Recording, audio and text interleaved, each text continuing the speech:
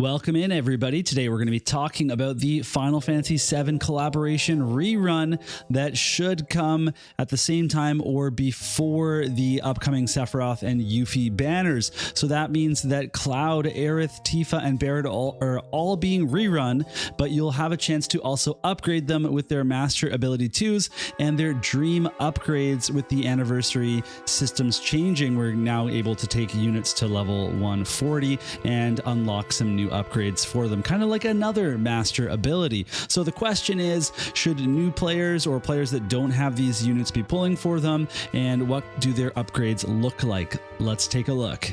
So there is some speculation that we will have a rerun this week of the Final Fantasy VII banner, but we won't actually have Sephiroth or Yuffie just yet. They're going to be following up in a future week. So we'll just have to wait till Sunday night, Monday morning to find out. But in the meantime, let's take a look at these units and their upgrades from JP and see if you're going to be interested in any of them. And we'll start with the main character, Cloud himself. So his Master Ability 2 is going to grant him a 5% increase in AoE resistance, 10% more crit damage, and 20% slash attack penetration. So all of this adds up to more damage from our boy Cloud and a little bit more survivability. But then you can look at his Dream upgrade. So you're going to need some special materials to use this, but to be able to utilize it, and those are scarce at first. So it is something you have to think very carefully about. But he does get 15% more HP. That's going to be 400 more total.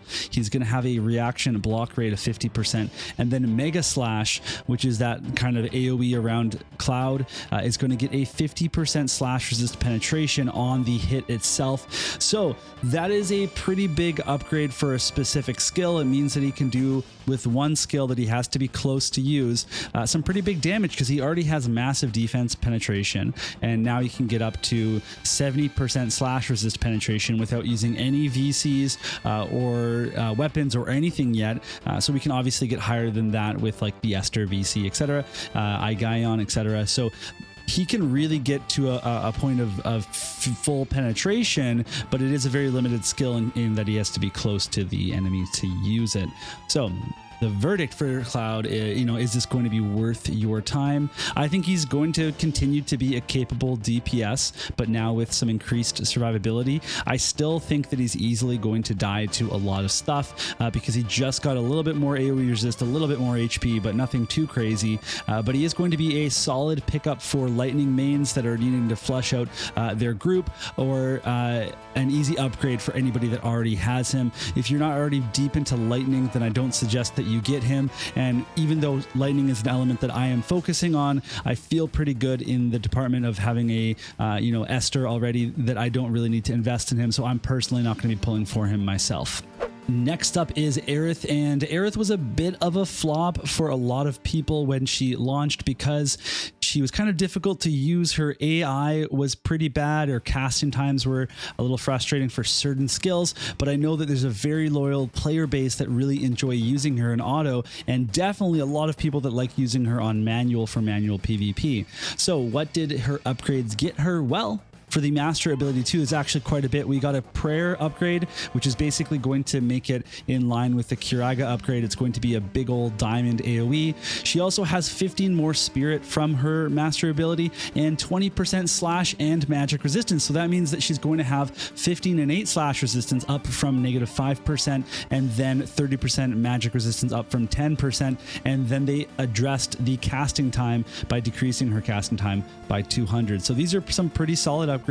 Lots of survivability, good healing upgrade, and then a little bit faster casting, which is really good to see. Now, if you want to actually upgrade her to her Dream ability, you get more HP, 15%, which is about 370, 15% AoE resistance, which is pretty solid, and then an upgrade for re-raise, which gives it the capability that when someone resurrects, they get 200 CT. They're going to act sooner. It's a really good upgrade, but personally, you know, I don't know if that's going to be enough. So if you want to, my opinion, my verdict here is that sure, she's got more survivability. They increased her ability to heal reliably with the cast time down, but I don't think that's going to make a big difference for her in auto PvP. I think manual PvP players will still really like her. And so if you don't have her already, I don't recommend that you pull for her. If you already do have her, then, you know, you can enjoy her master ability too, but you're really going to have to think if you want to use any upgrade materials for her dream ability. You can at least stockpile the mind spheres so that you can do it down the road when those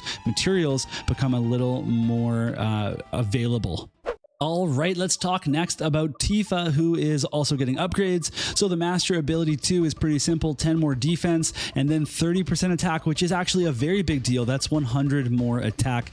Definitely nice to see. It's a pretty simple upgrade, but it's solid. You know, she can operate as a bruiser with courage and some attacking capabilities and lots of chaining capabilities, and then she has an evasion side as well. Then if you go to the dream upgrade, she gets more defense penetration, which is really good to see, 15% single target resistance and 5% evasion rate, as well as an upgrade to the heavy strike combination, which will give her 40% attack break on the hit, as well as a accuracy debuff for 25% accuracy to the person that it hits. It also had its AP cost reduced, so it's easier for her to use this. This is a 2-hit chaining skill, so this just became a very powerful skill, especially with her as an evasion unit.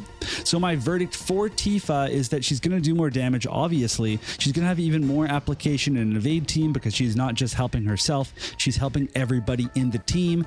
But really, we don't see wind evasion as commonly anymore. There's a lot, you know, there's a lot more ways to build wind these days. So with no upgrade in sight for 2B, I don't know that that's really an angle that we're going to be looking at. Although if you're a wind main, you can kind of correct me there on that one. She is free though. Tifa's free, so she's easy enough for people to build, and new players, you know, and wind mains alike could totally build her up if they wanted to, just because she is free. However, she's just like, she is a candidate still, you know, to skip and save Visior. You can slow build or whatever it is, because there's just so many good things coming up and multiple collabs coming up in the future that look really good. Now, by the way, on my JP account, I have confirmed that for these reruns, they are doing the 10 times summon, which comes with the unit. If you already have the unit, they still give you the 10 times summon, so you can still get Tifa. If we did not get that, that would be a change for global. So hopefully that's not the case, and we still get that summon that has Tifa on it.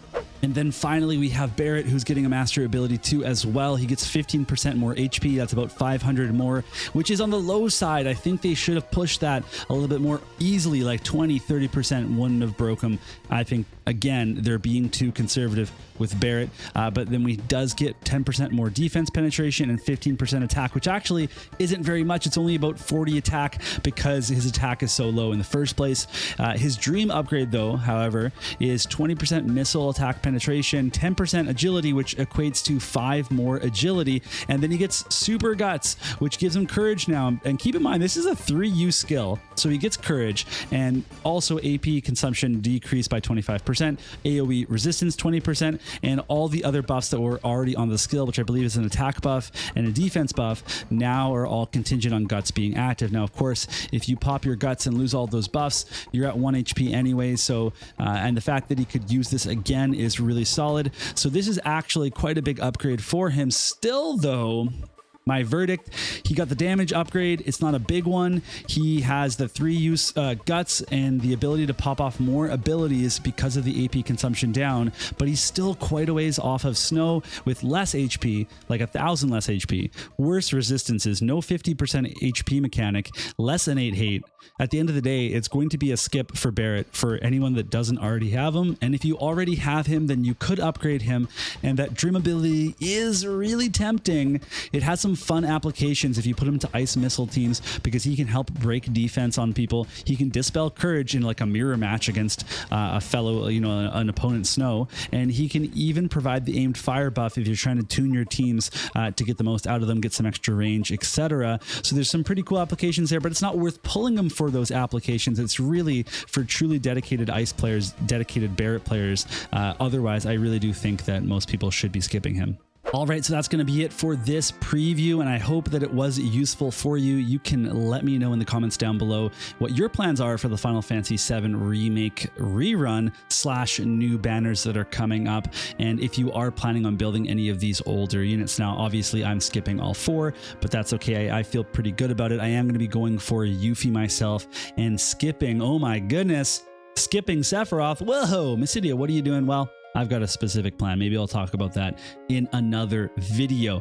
Otherwise, I am going away at the start of next week. So I'm going away from Monday and I'm coming back on Thursday, afternoon, I think. So I will probably miss a Wednesday posting for whatever banners we do have. So hopefully it is these ones and I don't miss any uploads.